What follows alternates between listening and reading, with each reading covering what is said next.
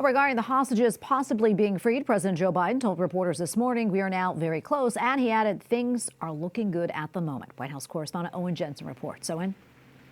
Tracy, good evening to you. President Joe Biden made those comments just before convening a meeting with members of his cabinet on the deadly drug fentanyl.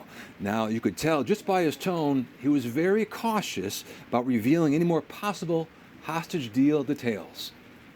With members of his cabinet seated near him in the Roosevelt Room, President Joe Biden tells reporters, "We're now very close, very close. We could bring some of these hostages home very soon." The president cautiously optimistic. He did not want to get ahead of himself. But I don't want to get into the details of things because nothing is done until it's done.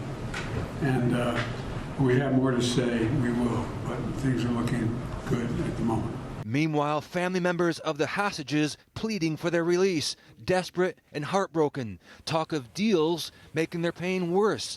Liz Hirsch-Naftali calls it an emotional roller coaster and won't believe any deal until she actually sees the hostages come out, among them her 3-year-old niece. When I think about that on Friday is Abigail's 4th birthday and that she should be home with her family and with her sister and brother.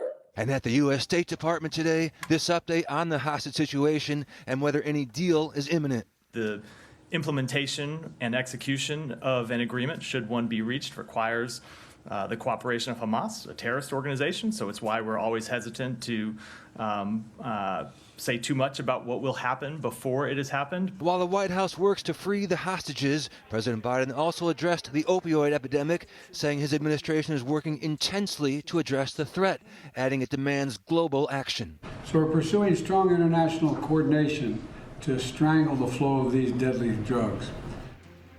President Biden also added, curbing the opioid epidemic is something every American can get behind, Republican or Democrat.